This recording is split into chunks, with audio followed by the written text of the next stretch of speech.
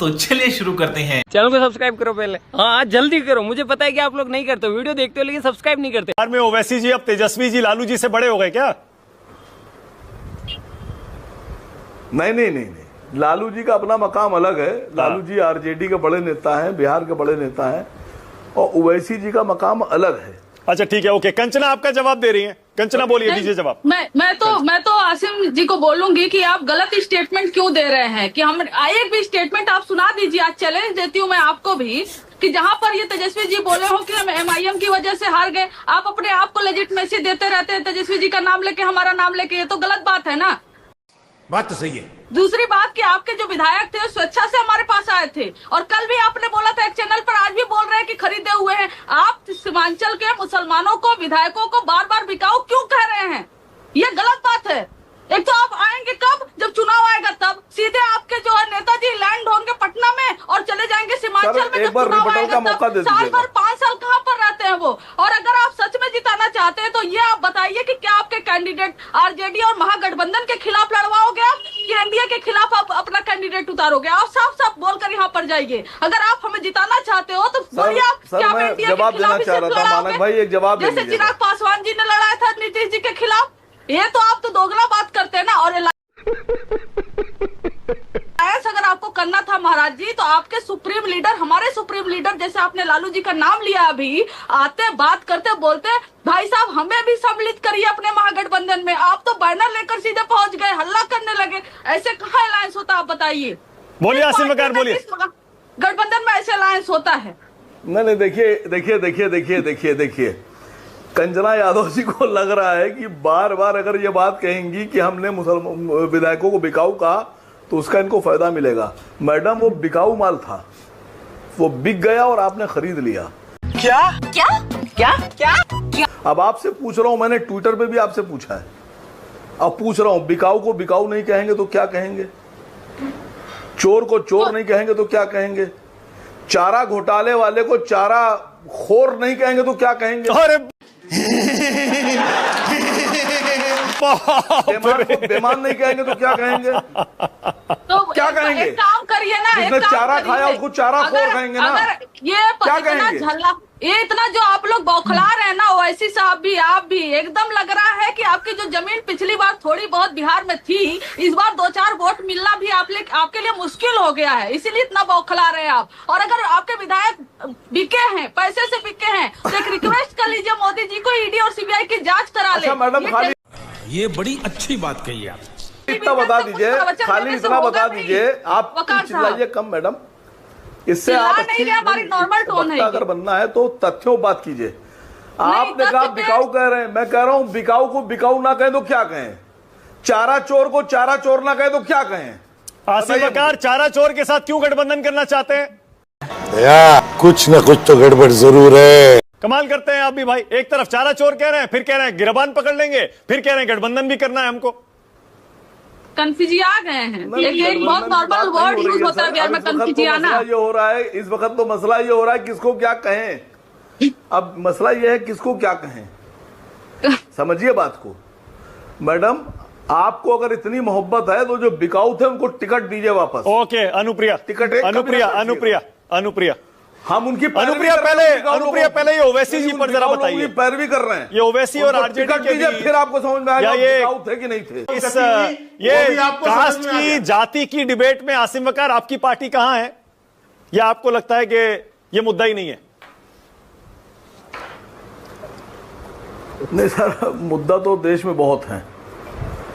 देश में भुखमरी से लेकर बेरोजगारी तक, अनएजुकेशन से लेकर इलाज की जो सुविधाएं हैं उन तक की अगर बात की जाए तो सच्चाई ये है कि कुछ भी नहीं है। सरकारें जो लोग भी चला रहे हैं वो दरअसल अपने अपने पसंदीदा लोगों को मालामाल कर रहे हैं, उनको इनामात दे रहे हैं।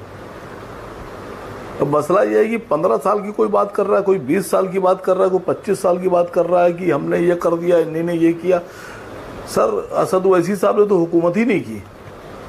हुकूमत तो सब आप ही लोग कर रहे हैं आज़ादी के बाद से आज तक, और उसके बाद भी आज तक आप समस्याएं हल नहीं कर पाए। जैसे लोग मर रहे थे वैसे ही मर रहे हैं। जिनको इलाज नहीं मिल रहा था वो आज भी इलाज से महरूम है। जिनको शिक्षा नहीं मिल रही थी वो आज पर भी शिक्षा से यूपीए में तो महरूम थे हैं। ना आप, यूपीए में थे या नहीं थे? Good question. You are a good question. नहीं, बिल्कुल थे सर। और जाएंगे कहाँ? क्या पाकिस्तान चले जाएंगे क्या, या कहाँ सिंगापुर चले जाएंगे? इसी देश में रहेंगे ना। तो जो सरकारें होंगी उन्हीं के साथ भी खड़े होंगे। अब ये तो हमारा अधिकार है कि हम यूपीए में जाएं, एनडीए में जाएं, ये तो आप तय नहीं करेंगे। आपका अधिकार रह कहां गया? आपको ले कौन रहा है आसिम वकार? यही तो सवाल है आज। आपको ले भी नहीं रहे अब वो।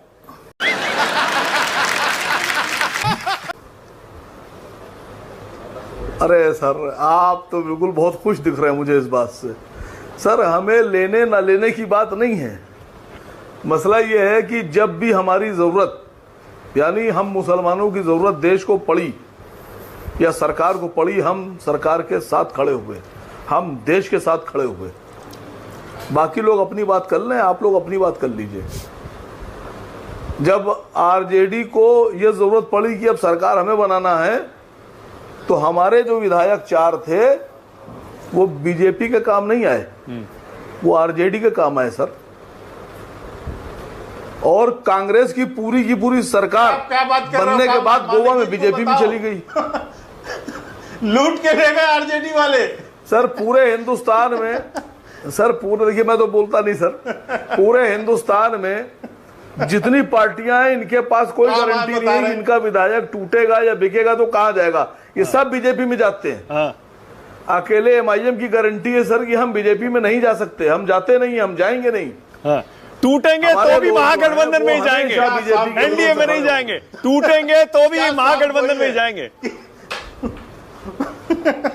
सर सरकार बनने के, जब अभी इलेक्शन के बाद सरकार की जरूरत पड़ेगी तो हमारे अख्तरुल ईमान साहब उसी पक्ष में खड़े होंगे जो बीजेपी के विरोध में सरकार बनाएगा। इस बात का वादा है सर।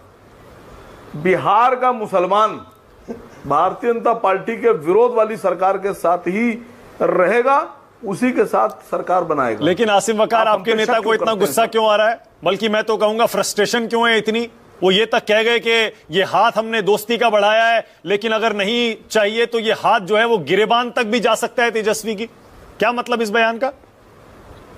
नहीं सर, मसला ये है कि जब आप इलेक्शन के बाद ये कहते हैं कि हम एमआईएम की वजह से हार गए, आप लोगों से रो रो के ये कहते हैं कि साहब एमआईएम ने हमको हरा दिया, तो एमआईएम नहीं। के राष्ट्रीय अध्यक्ष ने कहा नहीं, हम आपको हराना नहीं चाहते हैं, अगर आपको हमसे डर लग रहा है तो आइए हम आपसे हाथ मिला लेंगे, आइए हम गलत आपको गोद में statement। उठा लेंगे, आइए गोद में बैठिए। गलत बोल रहे हैं आप। तो हम तो आपके साथ हैं, आप क्यों रो रहे हैं? आप हमें साथ रखिएगा तो भी हम आप महागठबंधन के साथ रहेंगे, आप हमें नहीं रखिएगा तो भी हम गारंटी दे रहे हैं कि हम बीजेपी के गठबंधन के साथ नहीं रहेंगे। हमारे अलावा किसी गारंटी को बता दीजिए। तेजस्वी के गिरेबान तक ओवैसी जी का हाथ जा रहा गारंटी है। है, वो कह रहे हैं ये हाथ दोस्ती का बढ़ाया है, गिरेबान तक भी जा सकता है, और आप कह रहे हैं आपके साथ खड़े हैं। क्या मतलब है इसका? थोड़ा सा सर गिरेबान तक जा रहा है, थोड़ा सा सर झुका दे तो आशीर्वाद भी ले लें ओवैसी साहब का। अच्छा, लेकिन वो तो ऐठन में बिल्कुल मुझे ऐठन 10 है सेकंड सर। माना की दीजिएगा। थोड़ा सर झुकाए तो आशीर्वाद भी दे देंगे उनको। कमाल है।